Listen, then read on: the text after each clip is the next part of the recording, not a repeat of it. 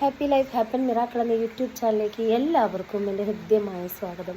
ഇന്ന് ഞാൻ നിങ്ങളോട് ഷെയർ ചെയ്യാൻ പോകുന്നത് തമ്പനയിൽ കണ്ടതുപോലെ തന്നെ മുൻ ജന്മത്തെക്കുറിച്ചാണ്.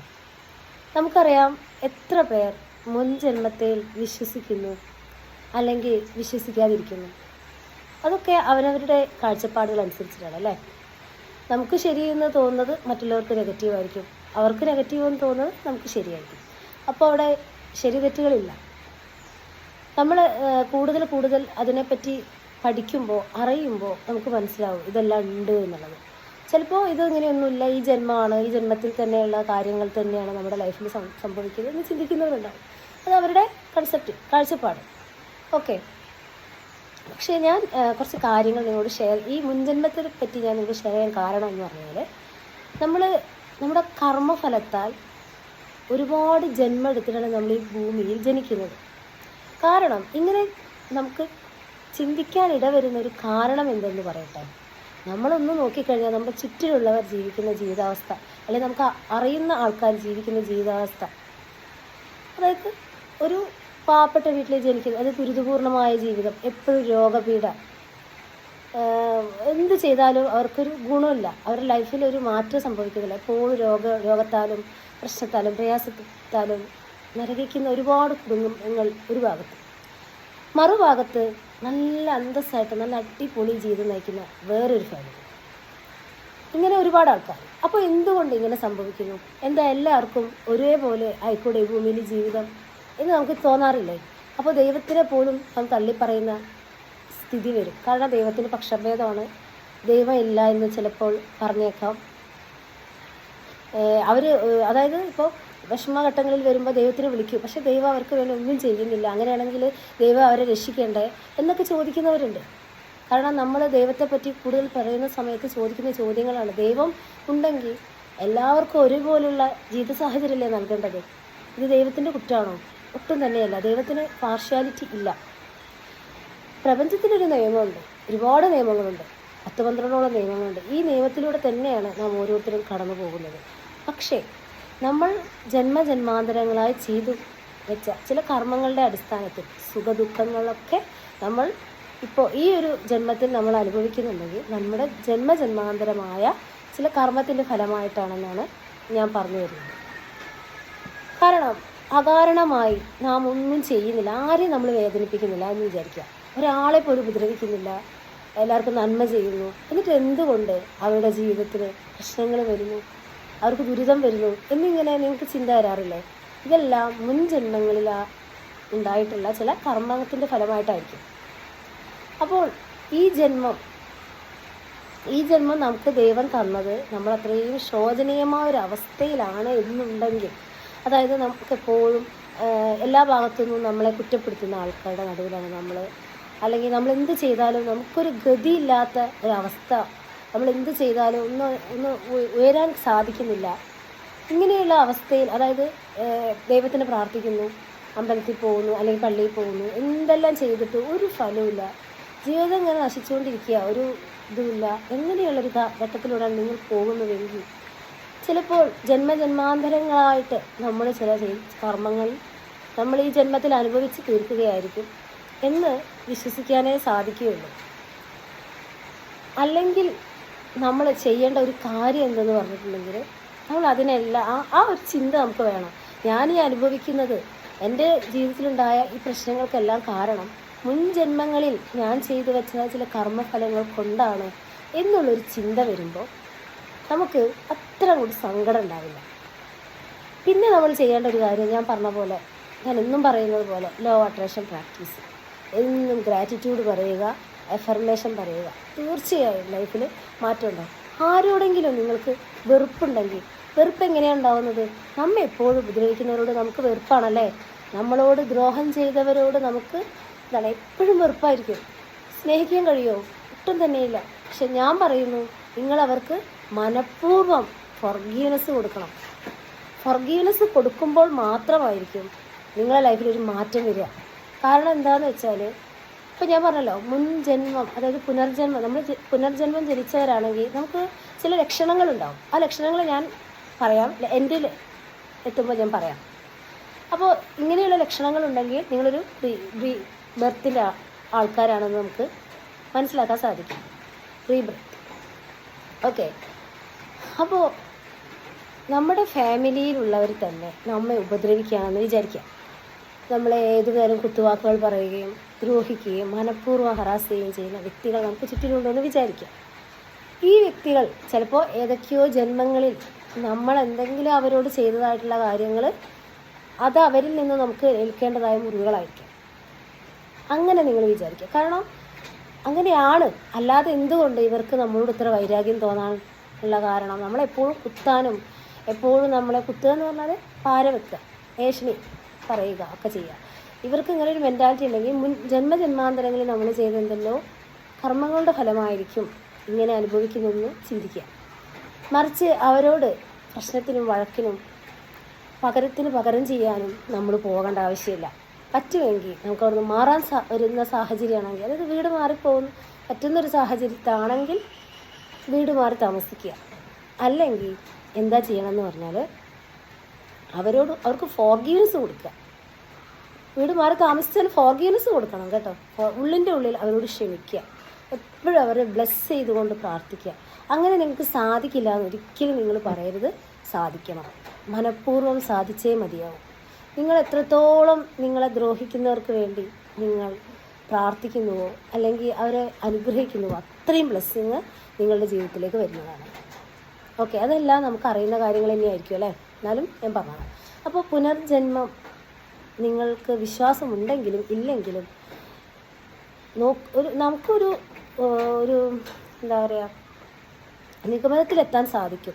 കാരണം ചുറ്റിലുള്ളവരുടെ അവസ്ഥകൾ, പണമില്ലാത്തവരുടെ വീട്ടിൽ ജനിക്കുന്ന, രോഗപ്പെടുത്താൽ ജനിക്കുന്നവരുണ്ട്. അതേപോലെ നല്ല സന്തോഷത്തിൽ ജീവിക്കുന്ന, കയ്യും കാലും ഇല്ലാതെയൊക്കെ ജനിക്കുന്ന കുറേ ആൾക്കാരില്ലേ? അപ്പോൾ നമുക്ക് കാണുമ്പോൾ ശോചനീയമായി തോന്നുമല്ലേ? ഇപ്പോൾ ദൈവത്തിന് എന്തേ പക്ഷഭേദമുണ്ടോ? പാർഷ്യാലിറ്റി ഉണ്ട്? ഒരിക്കലുമില്ല. ദൈവത്തിന് ഒരു പാർഷ്യാലിറ്റി ഇല്ല. അപ്പോൾ നമുക്ക് ഇത്രയേ ഉള്ളൂ. ജന്മാന്തരങ്ങളിൽ നമ്മൾ വെച്ച് പോകുന്ന ചില കാര്യങ്ങൾ കൊണ്ടാണ്. പക്ഷേ നമുക്ക് അവിടെയും പോസിറ്റീവായിട്ട് നിൽക്കാൻ സാധിക്കും. അതെങ്ങനെയാണെന്ന് പറഞ്ഞാൽ എൻ്റെ ഈ കർമ്മങ്ങളെല്ലാം, അതായത് ഞാൻ അനുഭവിക്കുന്നതെല്ലാം മുൻജന്മം ഞാൻ ചെയ്ത പാവങ്ങളാണെന്നും പറഞ്ഞ് വിഷമിച്ചിരിക്കാനല്ല ഞാനീ പറയുന്നത്. അത് നമ്മൾ ചിന്തിക്കുമ്പോൾ നമുക്ക് ഒരുപാട് സങ്കടം പോകും. കാരണം ഞാൻ തീർക്കുകയാണല്ലോ. മോക്ഷപ്രാപ്തി കിട്ടുന്നത് വരെ ഒരു ആത്മാവ് വീണ്ടും വീണ്ടും റീബർത്ത് ചെയ്യുമെന്നാണ് ഈ ഹിന്ദു ആചാരപ്രകാരം പറയുന്നത്.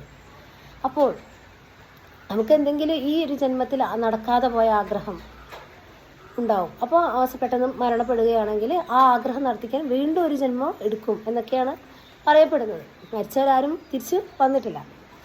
അപ്പോൾ പക്ഷേ വേറൊരു കാര്യം എന്താണെന്ന് പറഞ്ഞാൽ, നിങ്ങൾ യൂട്യൂബിൽ തന്നെ ഒരുപാട് കഥകൾ റീബർത്തിൻ്റെതുണ്ട്. പലർക്കും നമ്മുടെ പുനർജന്മം ഓർമ്മ ഉണ്ടാവില്ല. പലർക്കും ഓർമ്മയില്ല. കാരണം ഓർമ്മയുണ്ടെങ്കിൽ ഈ പ്രകൃതി ഉണ്ടാക്കി വെച്ച നിയമങ്ങളൊക്കെ എവിടെ പോകും? ഒലിച്ചു പോകും. കാരണം കഴിഞ്ഞ ജന്മത്തിൽ ആരെങ്കിലും നമ്മെ കൊന്നിട്ടാണെങ്കിൽ ആ വ്യക്തിയെ നമ്മൾ ഓർമ്മിക്കാനുള്ള കഴിവ് മനുഷ്യനുണ്ടെങ്കിൽ ആ വ്യക്തിയെ കാണുമ്പോൾ എന്താവും? കൊല്ലാനുള്ള വ്യഗ്രതയായിരിക്കും അല്ലേ? ഒരു പകരത്തിന് പകരം ചെയ്യും. അപ്പോൾ ഈ പ്രപഞ്ചത്തിലെ നിയമങ്ങൾ പോലും തകിടം മറിയും. അപ്പോൾ ആർക്കും ഓർമ്മയില്ല. നമ്മൾ മരണപ്പെട്ട ശേഷം പുനർജനിച്ചിട്ടുണ്ടെങ്കിൽ എൻ്റെ കഴിഞ്ഞ ജന്മം ഇങ്ങനെയായിരുന്നു എന്നുള്ളത് പലർക്കും ഓർമ്മയില്ല. പക്ഷേ അതിൽ ഒരു 2% പേർക്കൊക്കെ ഓർമ്മയുണ്ട്. അങ്ങനെയുള്ള ആൾക്കാർ ജനിച്ചിട്ടുമുണ്ട്. അത് നിങ്ങൾ യൂട്യൂബിൽ സെർച്ച് ചെയ്താൽ പുനർജന്മ കഥകൾ എന്ന് പറഞ്ഞാൽ അടിച്ചു നോക്കി നിങ്ങൾക്ക് കാണാൻ കഴിയും. ശാന്തി ദേവിയുടെ ഒരു കഥയുണ്ട്. പിന്നെ അതേപോലെ മാസ്റ്റർ ടിറ്റോ എന്ന് പറഞ്ഞൊരു പയ്യൻ്റെ ഒരു കഥയൊക്കെ ഉണ്ട്. അത് നോക്കിക്കഴിഞ്ഞാൽ നിങ്ങൾക്ക് മനസ്സിലാവും. ചിലർക്കൊക്കെ ആ ഓർമ്മ കിട്ടി, അത് അവർ പറയുന്നുമുണ്ട്, അത് സത്യമായി തെളിയിച്ചിട്ടുമുണ്ട്.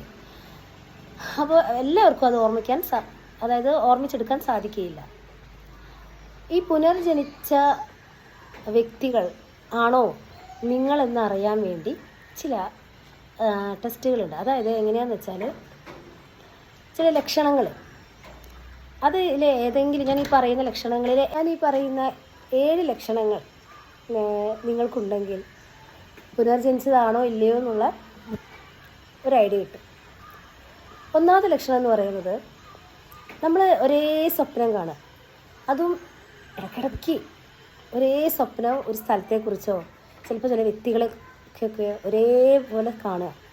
രണ്ടാമത്തേത് എന്ന് പറയുന്നത് ചില സ്ഥലങ്ങളിൽ പോകുമ്പോൾ നമുക്ക് അവിടെ ഒരു ഭയങ്കര ഫെമിലിയാരിറ്റി തോന്നാം, നല്ല ബന്ധം തോന്നും. ഇവിടെ ഞാൻ വന്നിട്ടുണ്ടല്ലോ, ഇവിടെ ഞാൻ കുറേ താമസിച്ചിട്ടുണ്ടല്ലോ, ചില വീടുകളൊക്കെ കാണുമ്പോൾ താമസിച്ചിട്ടുണ്ടല്ലോ, അങ്ങനെയുള്ളൊരു ഫീലിങ്. ചിലപ്പോൾ ചിത്രത്തിൽ പോലും നിങ്ങൾ ആ സ്ഥലം കാണുമ്പോൾ ഇവിടെ ഞാൻ ജീവിച്ചിരുന്നതായിട്ട് അല്ലെങ്കിൽ ഈ സ്ഥലമൊക്കെ സന്ദർശിച്ചതായിട്ട് ഒരു ഓർമ്മ നിങ്ങൾക്കുണ്ടാവും. മൂന്നാമത് എന്ന് പറയുന്നത് അതായത് പല കഴിവുകളോടെയും ജനിക്കുക, അത്ഭുത കഴിവ് എന്നൊക്കെ പറയില്ലേ. ഇപ്പോൾ 3 വയസ്സുള്ളൊരു കുഞ്ഞ് എന്താ പറയുക, കമ്പ്യൂട്ടറിൻ്റെ എല്ലാ കാര്യങ്ങളും അറിയുന്ന ഗിന്നസ് ബുക്കിൽ പേര് വന്നു എന്നൊക്കെ പറഞ്ഞിട്ട് പത്രത്തിൽ നമ്മൾ കാണാറുണ്ട്. GK പറയുന്ന കുഞ്ഞുങ്ങൾ. അങ്ങനെ ഒരു വയസ്സെത്തുന്ന തന്നെ ഒരു 10 വയസ്സൊക്കെ ആകുമ്പോഴേക്കും അതിനെപ്പറ്റി എല്ലാ കാര്യങ്ങളും PG എടുത്തെന്നൊക്കെ പറഞ്ഞിട്ട് പത്രത്തിലുണ്ടായിരുന്നു. ഒരു കുഞ്ഞ് 10 വയസ്സ് ആയിട്ടുള്ള ഒരു കുഞ്ഞ്. അപ്പോൾ ഇതൊക്കെ എന്താണ്? കാരണം മുൻജന്മത്തിൽ അവരുടേതായ കഴിവുകൾ അവർ കാണിക്കുന്നതാണ്. പിന്നെ അതേപോലെ നമുക്ക് എന്തെങ്കിലും ഗ്രഹിച്ചറിയാനുള്ള കഴിവ്. ഗ്രഹിക്കുക എന്ന് പറഞ്ഞാൽ ഇപ്പോൾ പ്രവചിക്കുക, ചില കാര്യങ്ങളൊക്കെ പ്രവചിച്ചാലെല്ലാം നടക്കും. മുൻകൂട്ടിയേ ഇങ്ങനെ പറയും, അവർക്ക് അതങ്ങനെ സംഭവിച്ചു, ഇതിങ്ങനെ സംഭവിച്ചു. അപ്പോൾ നമുക്ക് തോന്നും ഇവരാരായിരുന്നു, കഴിഞ്ഞ ജന്മത്തിലുള്ള യോഗിയോ ഋഷിയോ ഒക്കെ ആയിരിക്കും അല്ലേ, അങ്ങനെയുള്ള ആൾക്കാരെല്ലാം അങ്ങനെ പറയാം. അങ്ങനെ നേരത്തെ അത് പ്രവചിക്കും, പല കാര്യങ്ങളും പ്രവചിച്ച് പറയും. ഇതൊരു ലക്ഷണം. പിന്നെ ചില വ്യക്തികളെ കാണുമ്പോൾ നമുക്കൊരു അറ്റാച്ച്മെൻറ്റ് തോന്നും, അവരോട് കൂടുതൽ സംസാരിക്കാനോ അവരെ കാണുമ്പോൾ ഒന്ന് അടുത്തിരുന്നൊന്ന് വർത്തമാനം പറയാനോ അവരെ എപ്പോഴും വിളിക്കാൻ തോന്നും. നമുക്ക് വലിയ പരിചയമൊന്നും ഇല്ലെങ്കിലും അവരോടൊക്കെ എന്തോ ഒരു ബന്ധമുള്ളത് പോലെ ഒരു ഫീലിംഗ് വരും. എത്ര വർഷം കഴിഞ്ഞാലും അവരെ കാണുമ്പോൾ നമുക്കൊരു ഫീലിങ്സാണ്, എവിടെയോ വെച്ച് കണ്ട ഒരു തോന്നൽ. പിന്നെ എന്ന് പറയുന്നത് ഏഴാമത്തെ ഒരു പ്രത്യേകത എന്ന് പറയുന്നത് ഒരു അകാരണമായ ഒരു ഭയം എന്ന് പറഞ്ഞാൽ വേണ്ടാത്ത കാര്യങ്ങൾക്കും അല്ലാതിനൊക്കെ ഒരു പേടി ഉള്ളിൽ, എപ്പോഴും പേടി. കാരണം മുൻജന്മത്തിലേതായ അതായത് ജന്മജന്മാന്തരങ്ങളിലാണല്ലോ നമ്മൾ ഈ പുനർജന്മം എടുക്കുന്നത്. അപ്പോൾ ഏതെങ്കിലും ഒരു ജന്മത്തിൽ എന്തിനെയോ കണ്ട് പേടിച്ചോ അല്ലെങ്കിൽ എന്തിനോ ഉള്ള ഒരു പേടിയായിരിക്കും. അപ്പോൾ ആ ഒരു പേടി ഈ ജന്മത്തിലും അനുഭവിക്കുക, എപ്പോഴും ഒരു പേടി, ഒരു സംഘർഷം, ഒരു സന്തോഷമില്ലായ്മ, അത് അങ്ങനെയുള്ളല്ലേ. ഈ ഇത്രയും ലക്ഷണങ്ങളൊക്കെ ഉണ്ടെങ്കിൽ നമ്മൾ പുനർജനിച്ചു എന്നുള്ളൊരു തെളിവാണ്. നിങ്ങൾക്ക് ആർക്കെങ്കിലും ഇങ്ങനെ എൻ്റെ വീഡിയോ കണ്ടിട്ടുള്ള നിങ്ങൾക്ക് ആർക്കെങ്കിലും ഇങ്ങനെ ഒരു ലക്ഷണം ഉണ്ടെങ്കിൽ തീർച്ചയായും അതൊരു നിങ്ങൾ പുനർജനിച്ചതാണെന്ന് തന്നെ നിങ്ങൾക്ക് മനസ്സിൽ വിചാരിക്കാം. ഓക്കെ. പക്ഷേ നമ്മളിപ്പോൾ ഞാൻ പറഞ്ഞല്ലോ, നമ്മുടെ ലൈഫ് ടൈമിൽ നമുക്ക് ഒരുപാട് പ്രശ്നങ്ങളുണ്ടാകും.